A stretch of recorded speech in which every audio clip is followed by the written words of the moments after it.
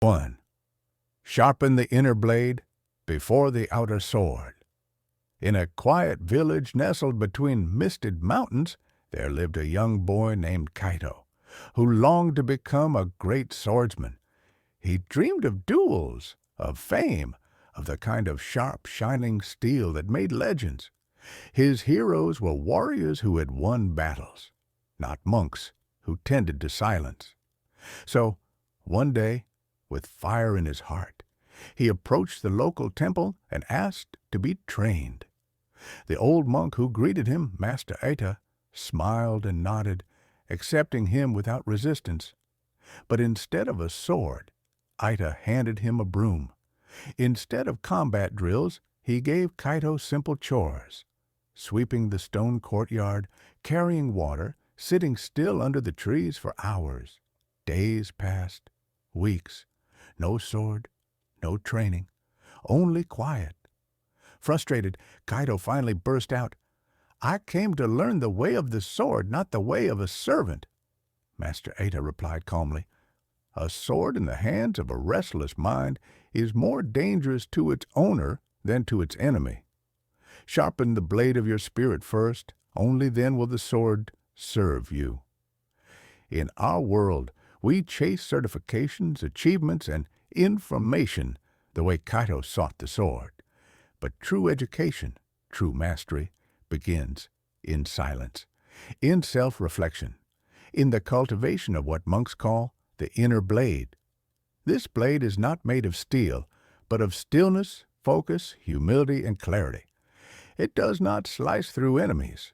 It slices through illusion. We often mistake knowledge for wisdom. A man can know 10,000 facts and still fall into despair, delusion, or self-destruction.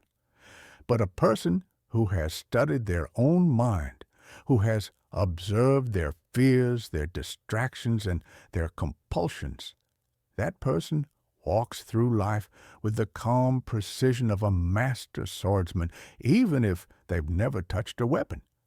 Before the mind can absorb anything worthwhile, it must first be cleaned of noise. This is why monks begin their day in silence, why Zen practitioners meditate for hours before reading even a line of scripture.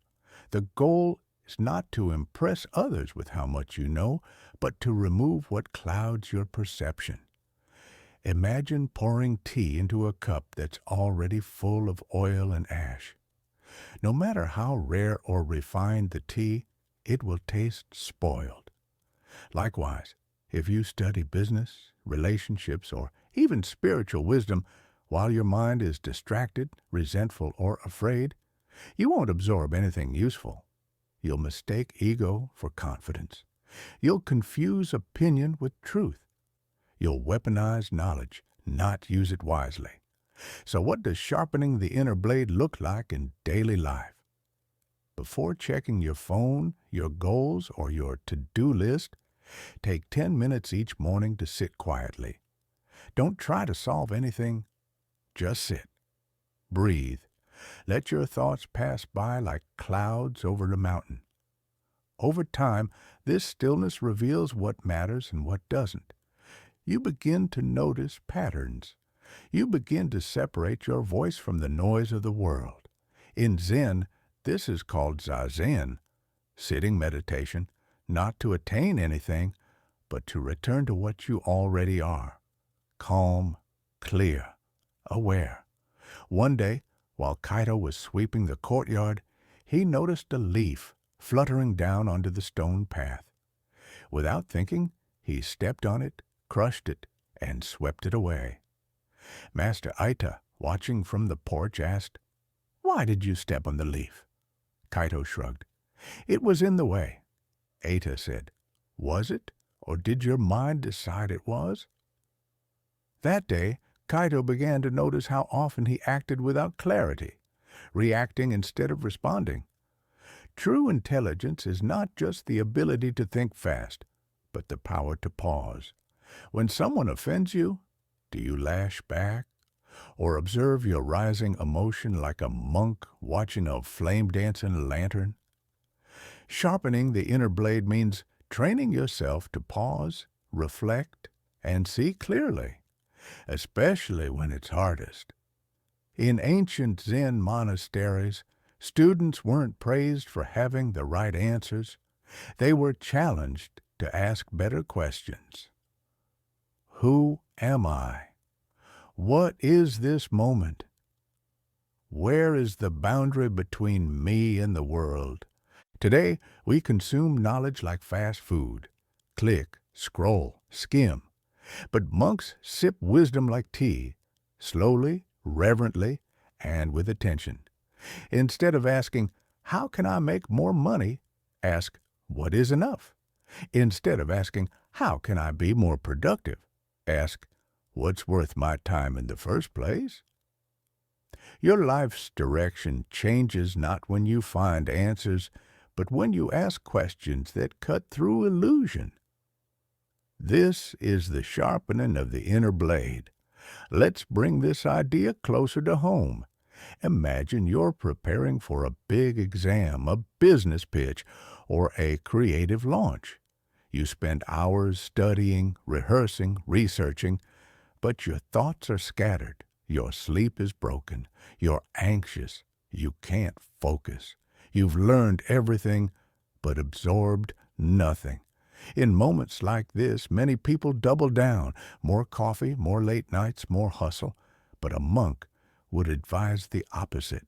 Stop, breathe, reflect. You don't need more. You need clarity.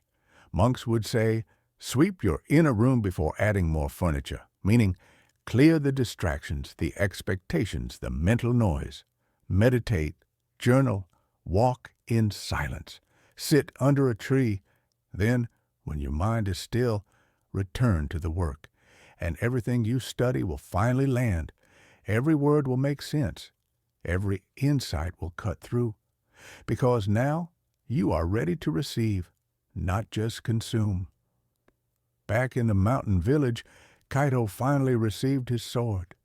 It was plain, without decoration, but it was balanced, and when he held it, it didn't shake in his hands the way it might have weeks ago. Master Eta simply said, "You are ready, not because your hands are stronger, but because your mind no longer trembles." Kaito bowed, tears in his eyes, not for the sword, but for the clarity he had found in the absence of it. You are surrounded by books, courses, coaches, and content. But all of it is meaningless if your mind is restless. Sharpen the inner blade before picking up the sword of knowledge. Still your thoughts before you absorb. Clean your vessel before you pour in wisdom. Only then will learning become transformation, and your path, not just a sprint to the top, but a walk in stillness through the very heart of meaning. In the hills of a faraway province, where the clouds grazed mountaintops like sheep in the sky, lived a humble tea-master named Sora. His hut was made of bamboo and silence. Travelers often came to sit with him, not because he offered rare leaves or exotic spices, but because his tea made you feel like the world had stopped just long enough for you to breathe again. One summer morning, a scholar named Ren arrived at Sora's door. Ren had studied in the city, under famous professors, and carried a scroll so long it touched the ground behind him. "I've read all the sutras," Ren said proudly. "I've debated with masters and won contests of logic. They say your tea is wise. I've come to taste it." Sora welcomed him with a smile. He brewed the tea with deliberate grace, each movement a whisper. When he poured it into Ren's cup, he stopped just before it overflowed. Ren, noticing the precision, chuckled. "You must measure exactly." Sora replied, "It is not how much the cup can hold that matters. It is how lightly one lifts it." In our world, we're taught to drink deeply of learning. We chase wisdom through books, podcasts, degrees, quotes on social media. We collect insights like medals, We memorize philosophies, dissect ideas, and wear our intellect like armor. But something happens along the way. We begin to walk heavier, heavier with opinion, heavier with pride, heavier with the need to prove that we know. This is not wisdom, it is its shadow. In Zen teaching, the point of drinking deeply is not to weigh yourself down, but to become more spacious inside, to be so full of understanding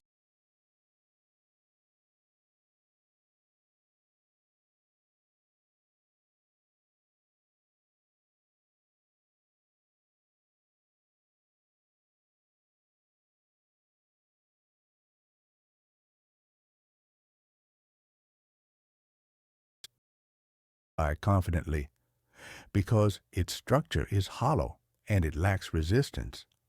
Sora smiled. Exactly. Who is empty in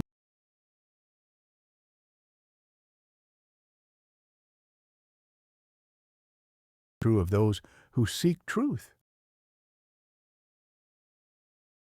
Question everything, expect life.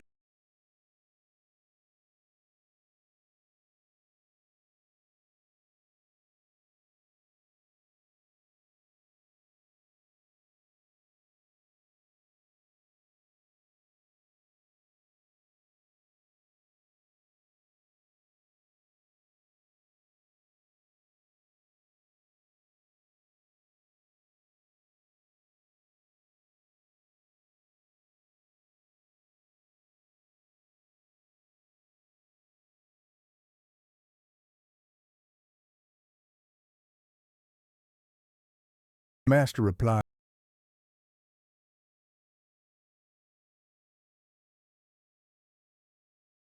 Zen, unless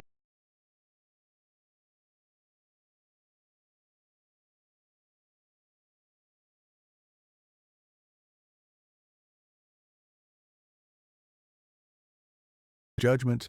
And when you read a profound lesson,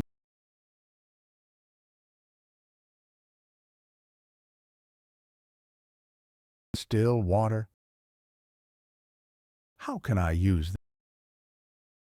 But world, the monk does not comes his breath.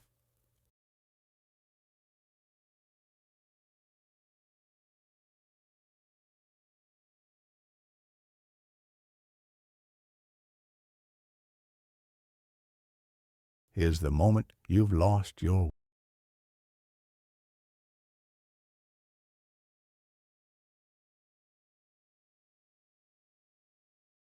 listen more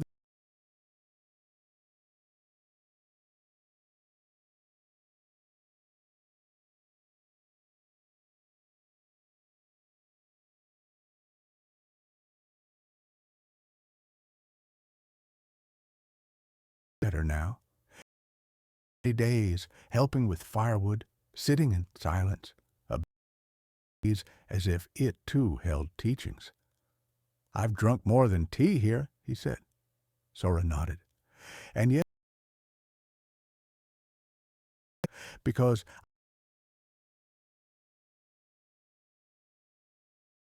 then, not just to fill the cup, but to become the cup, open, balanced, and grateful for whatever is poured in. Think of someone you admire, not for how loudly they speak, live. Perhaps a teacher who doesn't flaunt their credentials, a friend who listens without interrupting, a stranger whose presence feels calming. These people drink deeply of life, but walk so lightly that you barely hear their footsteps. They leave no trail of arrogance, only the fragrance of grace. In a world addicted to noise, these people are thunder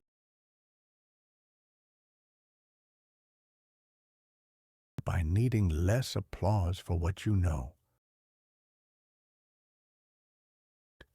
to dive into knowledge, to seek truth not casually, but reverently. But to walk light is to remain humble, to wear your learning like soft robes, not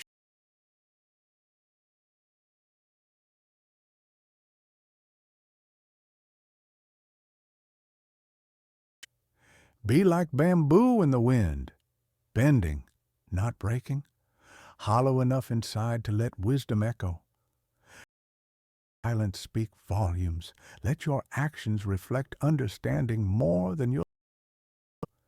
And when you meet others on the path, don't walk ahead of them to show. Walk beside.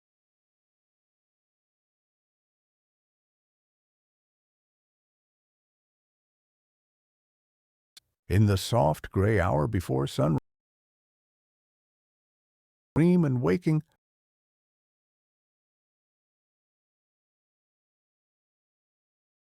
every day for 40 years. Sense and silence.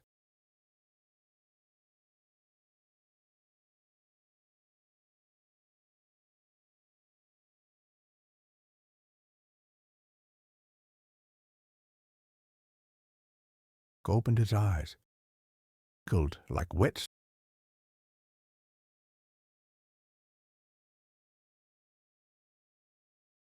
teaches.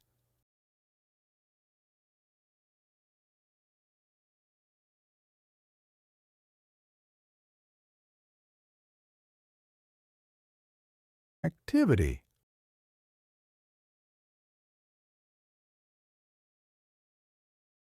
Culture of grind.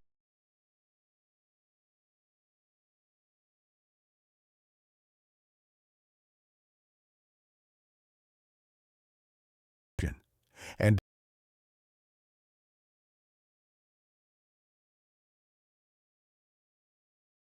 a pond stirred constantly.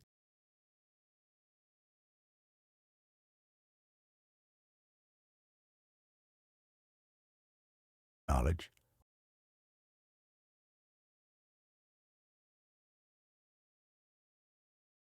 The, uh,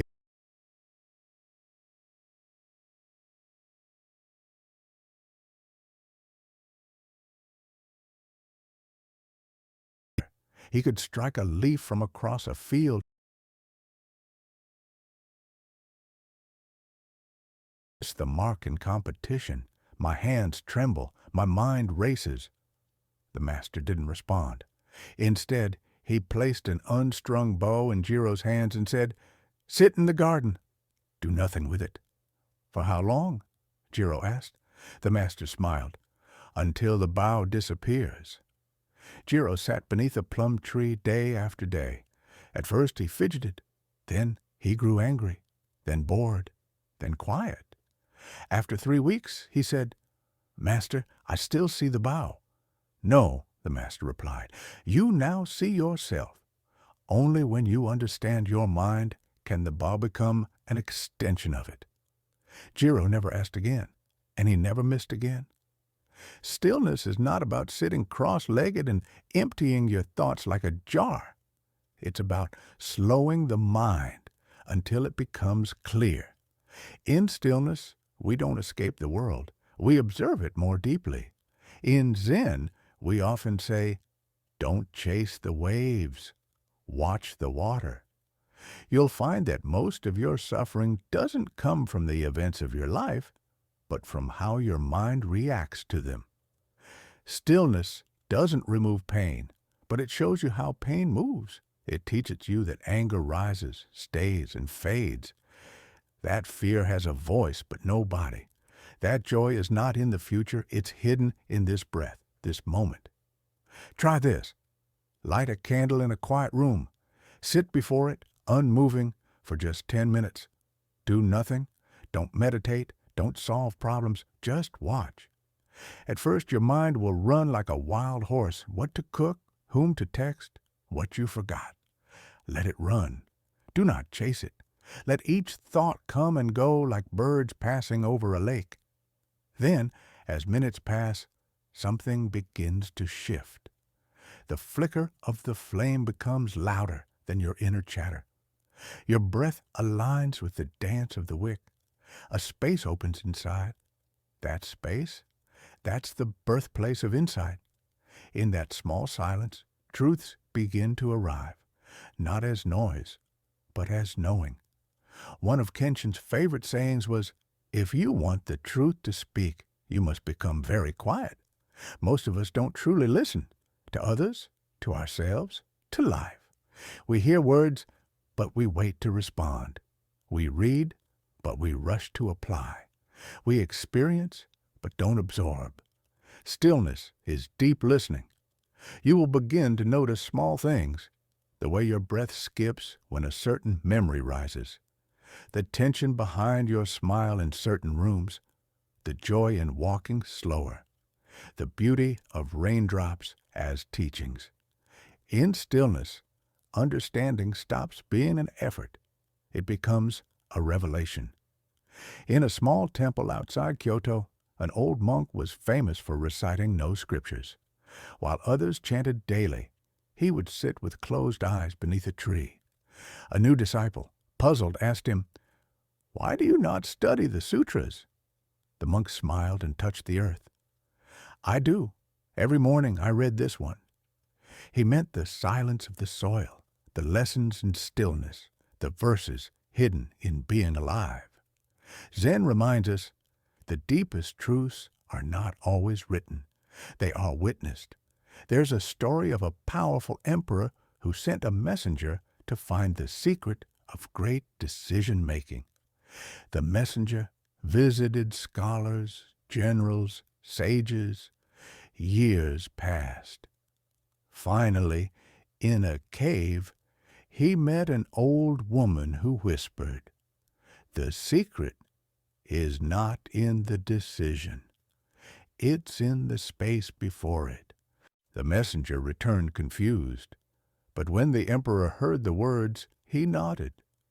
He had once lost a war by reacting too quickly. Stillness gives space. Space gives clarity.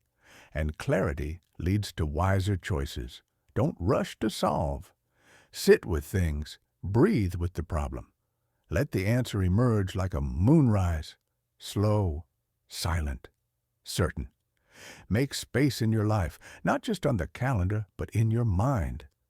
A monk once said, "If your mind is full, even heaven has no place to enter." Try walking without headphones, eating without scrolling, sitting without seeking. Let stillness become not something you do, but who you are. Because the greatest insights do not arrive when we chase them. They arrive when we are finally still enough to receive. Ren, the scholar from our earlier stories, once asked Master Kenshin, "Why does your 1 hour beneath the tree teach more than all my years in the city?" Kenshin replied, "Because I don't fill the hour, I empty it. So let your mind be a quiet lake, not a boiling pot. Let your thoughts settle like dust returning to earth. And remember, just 1 hour of true stillness, done deeply and with heart, can show you more than 10 years of rushing ever could. Not because time slowed, but because you finally arrived. At the break of dawn in the misty hills of a mountain monastery, the first sound is not chanting or bells. It is the steady rhythm of brooms on stone. Each monk, no matter how senior, takes a broom and quietly begins to sweep the temple steps. These steps are wide and many, carved centuries ago, and they gather fallen leaves, dust, and silence every night. A traveler once asked the abbot, "Why do your monks sweep every day, even when the steps look clean?" The old abbot bowed slightly and replied, "We do not sweep only to clean the steps. We sweep to remember where we are." In the modern world, we are conditioned to crave extremes, crash diets, all-nighters, weekend retreats promising instant enlightenment. We burn a bright, then fizzle fast. But wisdom, the kind that changes your life, grows not in explosions, but in drops, in returning again and again to the same act with new presence. In Zen tradition, the idea is simple. Chop wood, carry water, again and again. Because the point isn't just to get warm or stay hydrated, the point is to dissolve the ego in the doing. So it is with learning. True growth is not about how intensely you study once. It is about how gently, how honestly, how patiently you return to the path each day. There was once a young novice named Akio who came to the monastery with blazing ambition. "I want to reach enlightenment," he declared. "I will meditate for 10 hours a day." The master nodded. "Very well, but before that, please sweep the temple steps." Akio obeyed for 3 days, then said, "Master, I came to train my spirit, not clean floors." The master smiled. "Then you are not yet ready to be clean inside." Akio left, searching for greater truths elsewhere. Years later, weary and older, he returned, no longer demanding, only asking to help sweep the steps. The master welcomed him with a broom and no words. Sometimes lessons wait until the heart is quiet enough to hear them. The temple steps are a metaphor for our inner lives. Each morning, the mind gathers dust, old thoughts, past regrets, anxious plans. If left untouched, they build up. We become reactive, distracted, lost in the clutter. Sweeping then becomes the ritual of self-maintenance. Not dramatic change, just gentle tending. Read a little, reflect a little, sit quietly, stretch, apologize, forgive, eat with awareness, thank the sky. These are not grand acts, but when done daily, they polish the soul like river stones made smooth by time. You don't need a mountain or a monastery to sweep your temple. Wherever you are, stop once a day and take 5 deep breaths. 5 breaths, nothing more. But during those breaths, you return fully to yourself, not solving anything, not achieving, just being present. The breath becomes your broom, your temple, your step. Keep a small notebook or even a digital note. Each evening, write just 1 line of wisdom from your day. Not something you read, but something you realized. Maybe it's, "I rush when I'm unsure," or "I feel better when I drink water before I speak." Don't aim for profundity, aim for truth. 1 line per day seems small, but in 1 year, you'll hold 365 insights, gathered not in intensity, but in consistency. A famous Zen archer was once asked why he practiced for the same hour each morning for 40 years. He replied, "Because mastery is not hitting the bullseye. It's pulling the bow without ego." Even in learning, our ego wants reward, certificates, praise, transformation. But the monks say, a tree does not bloom by yelling. It blooms by being rooted. When you commit to small, repeated practice, you begin to grow from the inside. You develop integrity, not just information. Patience, not just performance. Your mind is the temple. It has steps that need sweeping daily. Maybe it's journaling. Maybe it's 5 minutes of silence. Maybe it's writing 1 paragraph or reading 1 page or smiling at 1 stranger. The act matters less than the presence you bring to it. The dust will always return. That's not failure, that's life. Sweep anyway. A story from rural Japan tells of a farmer who planted a rare kind of bamboo. He watered the ground daily for a year. Nothing. The second year, still nothing. Third, fourth, bare soil. His neighbors mocked him, but he kept watering. In the 5th year, a tiny shoot appeared. Then, in just 6 weeks, the bamboo grew over 90 feet. Had it grown in 6 weeks? Number, it had grown invisibly for 5 years, building roots deep and strong. Daily effort builds unseen strength. Even when it looks like nothing is changing, something deep is forming. Some days your practice will feel dull, boring, pointless. But even the best swords dull with use, and even the strongest monks need sleep. The point isn't brilliance every day, it's returning every day. Kenshin used to say, it's not the sweep that matters, it's who you become while sweeping. So even when your learning feels slow, or your heart distracted, or your day too full, pause, take one breath, read one sentence, do one act with care, and that's enough. There was a temple with a path made of tiny white pebbles. No stone was larger than a coin, but the path led to the heart of the temple. A traveler, impressed, asked the monk how long it took to lay the path. The monk smiled and said, "It is never finished. Each day we lay one more pebble. Sometimes we sweep them, sometimes we replace them, but the path keeps growing." So it is with wisdom. You do not need to sprint toward transformation. Just lay one pebble today, then one more tomorrow. Sweep the temple steps daily, not to make them perfect, not to impress, but to honor the sacred act of tending. Tending to yourself, tending to your learning, tending to the quiet strength that builds only when you return. Return not with urgency, but with devotion, because it is not the grand gesture that sustains the spirit. It is the quiet broom and the quiet hand in the quiet morning, again and again. In a remote mountain region, surrounded by tall pines and mist-draped valleys, there lived a solitary monk named Ryushin. He had spent 40 years walking the same mountain trail. Every morning, rain or snow, always the same slow steps. When a young disciple once asked him, "Master, have you not grown tired of this path? There must be a better peak somewhere." Ryushin only smiled and pointed at the trail. "The path is the peak," he said.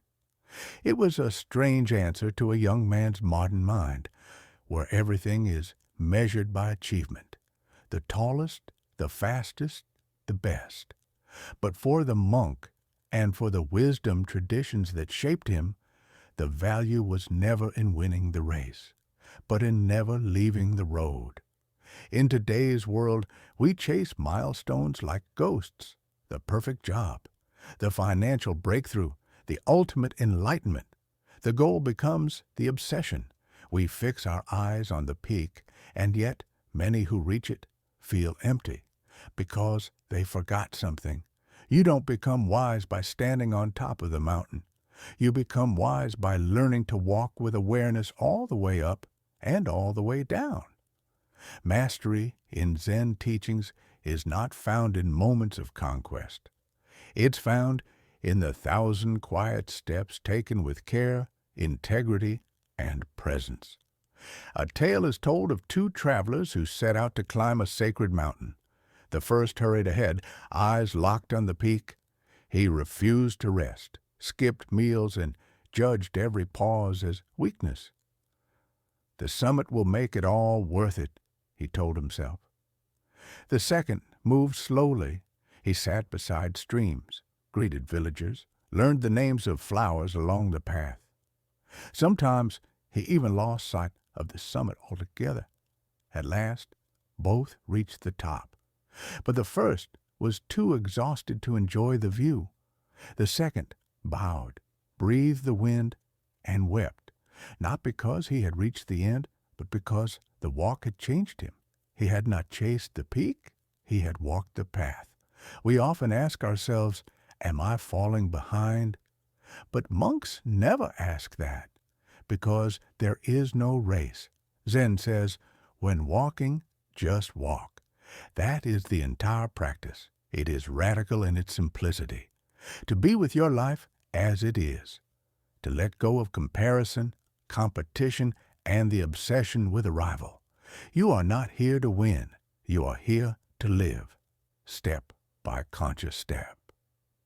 Choose one daily act you repeat. Walking to the train, making tea, brushing your teeth. Turn it into your path. As you do it, breathe deeply. Slow your pace.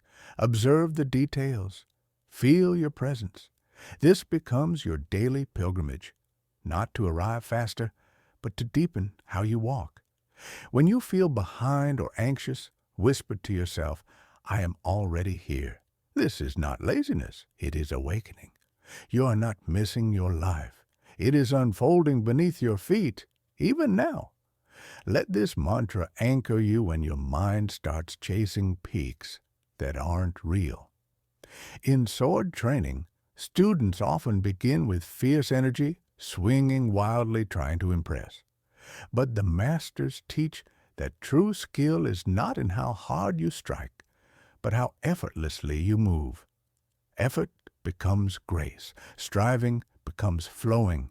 The hand learns to follow the breath, not the ego. So too with learning, with growing, with living. The point is not to force your way to some imagined greatness. It is to stay with the practice long enough that it carries you. In a small village, there was a man who became known as the bamboo walker. He was not rich, not particularly wise, but he walked every morning through the bamboo grove barefoot, slow, smiling. People began to notice that no matter what happened in the village, floods, celebrations, politics, he never missed his walk. One day, a scholar asked him, Why do you walk like this? Are you searching for something? He replied, No, I'm practicing not leaving. That's the Zen way. Don't chase, don't cling, just keep walking with care. Don't leave the path, even when it feels ordinary. There's a point in the practice where you stop feeling like you're walking on the path and start realizing you are the path. You stop seeing the journey as something outside you. Your every breath, every moment becomes the road itself. This is when transformation happens, not as a flash of brilliance, but as a quiet shift. You become less reactive, more grounded. You laugh more, judge less.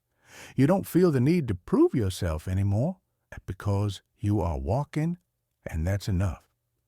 An old calligraphy monk was known for his perfect brushwork. Every stroke, effortless and alive. One student asked him, How long did it take you to master calligraphy? The monk laughed. I never did. I simply practiced for 60 years. But your work is flawless. No, he replied. I've just walked with the brush so long we move as one. Don't chase mastery.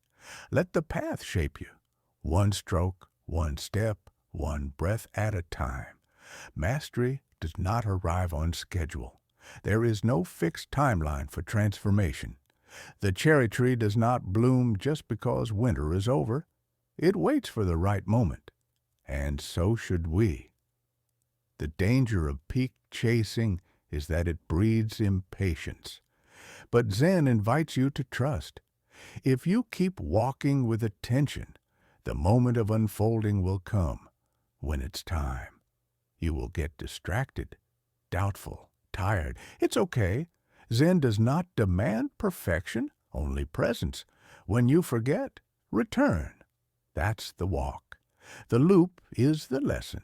Even a step back is still part of the way forward, if taken with awareness. The master does not walk without stumbling. The master simply keeps walking again and again. Long ago, there was a woman named Hannah who lived at the edge of the forest. Her neighbors came and went, chasing fortunes, fleeing misfortunes. But Hannah stayed. Every day she planted herbs, cared for children, cleaned the well, prayed at the river. When asked why she never left in search of more, she smiled and said, Because I never left the path. When she passed away, the village held no grand parade, but for years afterward, people would walk through her garden and say, "This is the place where a peaceful person lived. She never reached a mountain peak, but she became one. You don't need to reach the top to be fulfilled. You only need to keep walking with eyes open, heart steady, and steps true. Let go of chasing. Stay with the path. Let it teach you what speed and ambition cannot. Because the path is not a means to the peak. The path is the practice, and the practice is the life. Step on, step in, and walk, not to arrive, but to become